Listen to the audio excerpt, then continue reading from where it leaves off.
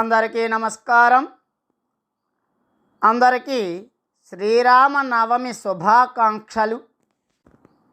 అసలు శ్రీరామనవమి అంటే ఏమిటి, దాని యొక్క చరిత్ర, ఉత్సవం, ప్రాశస్త్యం, వీటన్నింటి గురించి ఒక వీడియో చేస్తున్నాను.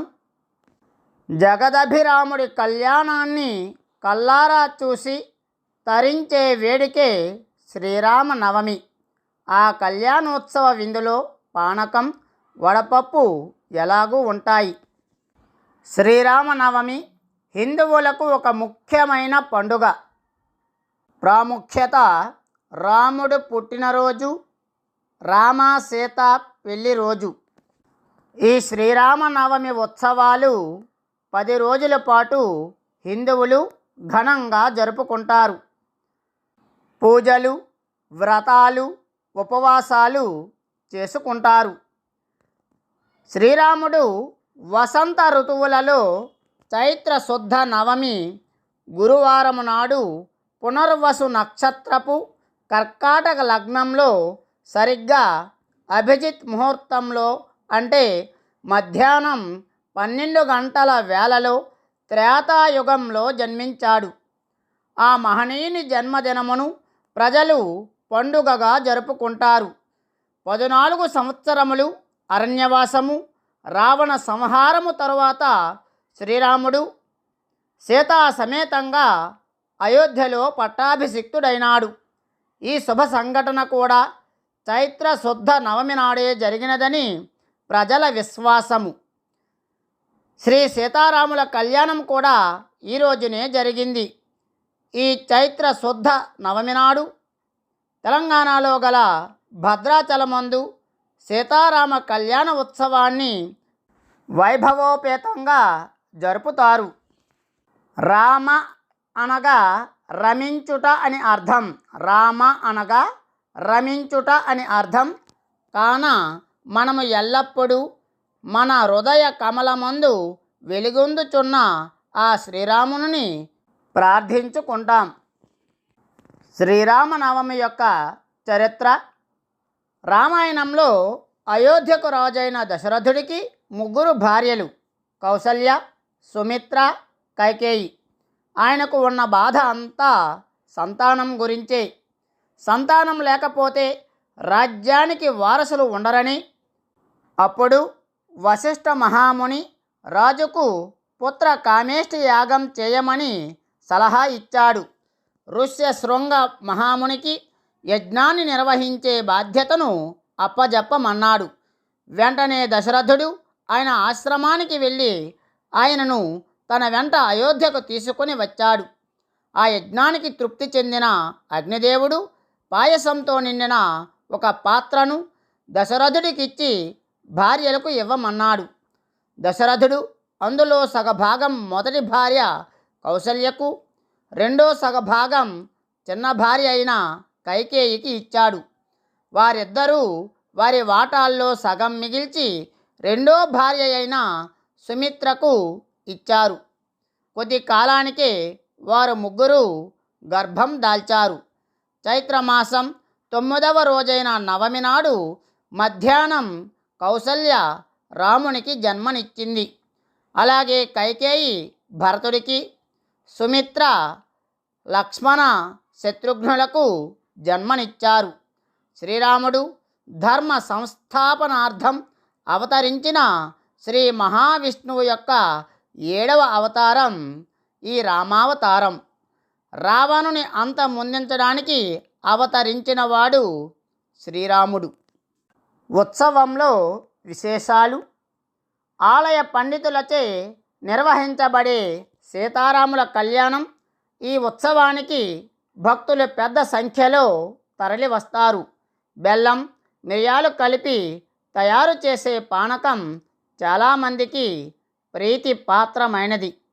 ఉత్సవమూర్తుల ఊరేగింపు, రంగు నీళ్లు చల్లుకుంటూ ఉల్లాసంగా సాగే వసంతోత్సవం. ఈ సందర్భంగా హిందువులు ఉపవాస దీక్షను పాటిస్తారు లేదా పరిమితమైన ఆహారం స్వీకరిస్తారు. దేవాలయాలను అందంగా విద్యుత్ దీపపు కాంతులతో అలంకరిస్తారు. రామాయణాన్ని పారాయణం చేస్తారు. శ్రీరామునితో పాటు సీతాదేవిని, లక్ష్మణుని, ఆంజనేయుని కూడా ఆరాధించడం జరుగుతుంది.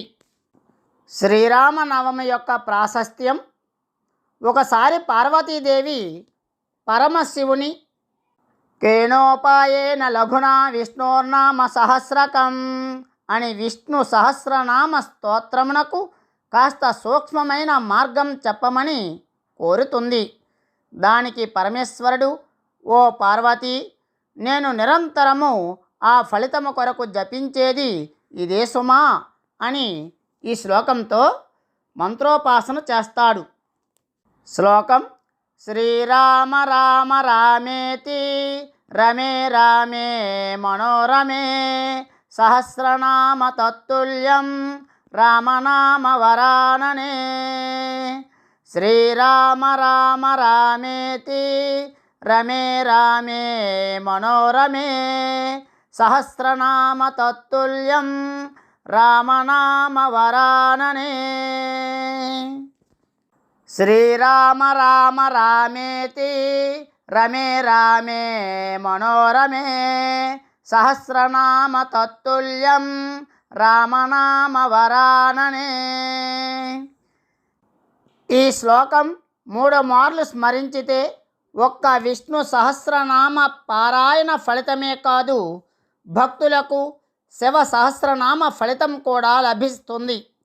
దుష్ట శిక్షణ, శిష్ట రక్షణార్థమై చైత్ర శుద్ధ నవమి నాడు 5 గ్రహాలు ఉచ్చస్థితిలో ఉన్న కాలమందు పునర్వసు నక్షత్రంతో కూడిన కర్కాటక లగ్నంలో పగటి సమయాన సాక్షాత్తు ఆ శ్రీహరియే కౌసల్యాపుత్రుడై ఈ భూమిపైన జన్మించిన పర్వదినాన్ని మనం శ్రీరామనవమిగా విశేషంగా జరుపుకుంటాం.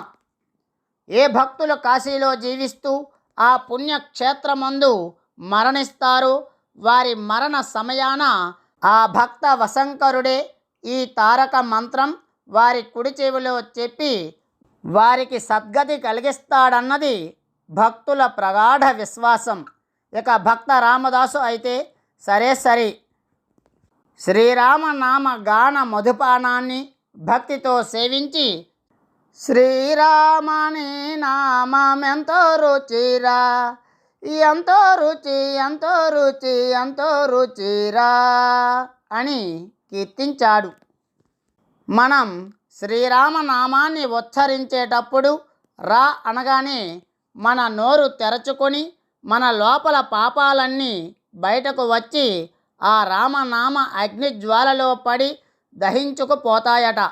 అలాగనే మా అనే అక్షరం ఉచ్చరించినప్పుడు మన నోరు మూసుకుంటుంది కనుక బయట మనకు కనిపించే ఆ పాపాలు ఏవి మనలోకి ప్రవేశించలేవట.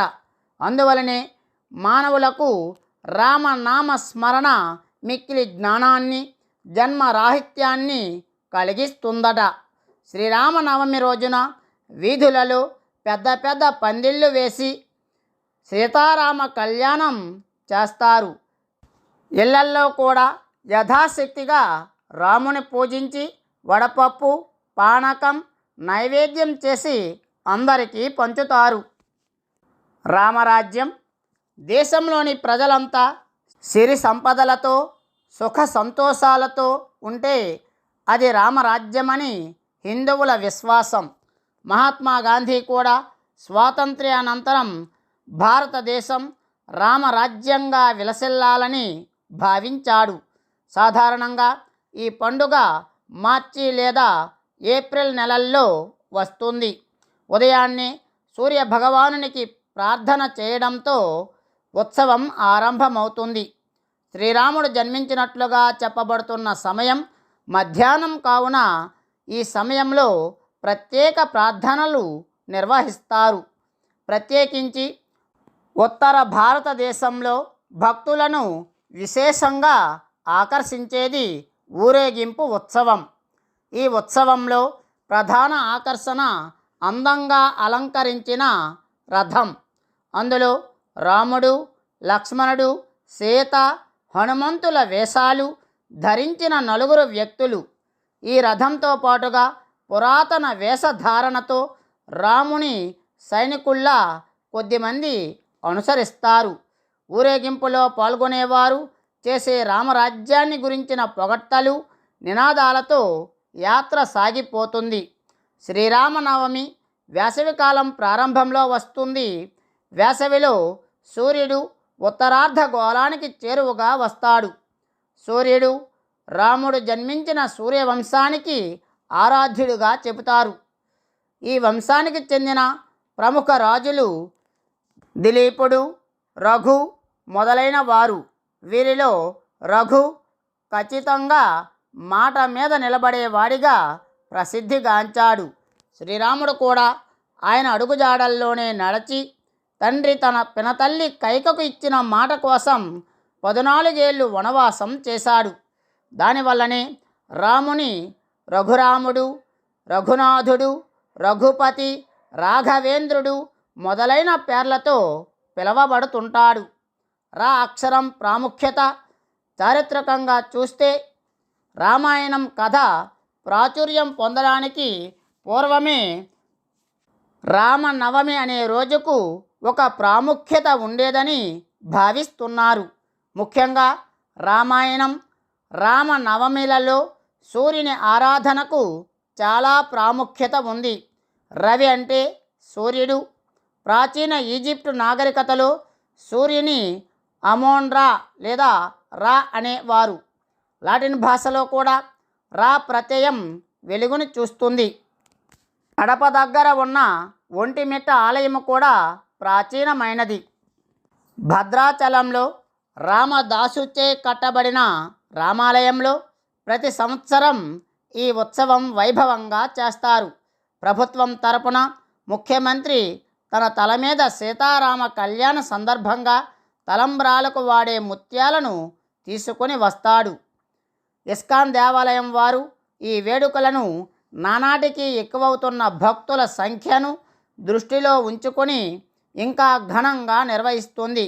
కొన్ని చోట్ల స్వామినారాయణ జయంతిని కూడా దీనితో కలిపి జరుపుకుంటారు. దేశంలోని ప్రజలంతా సిరి సంపదలతో సుఖ సంతోషాలతో ఉంటే అది రామరాజ్యమని హిందువుల విశ్వాసం. ఈ వీడియో మీకు నచ్చినట్లయితే లైక్ చేయండి, షేర్ చేయండి, సబ్స్క్రైబ్ చేయడం మాత్రం మర్చిపోవద్దు. పక్కనే ఉన్న గంట సింబల్ని నొక్కండి. ధన్యవాదములు.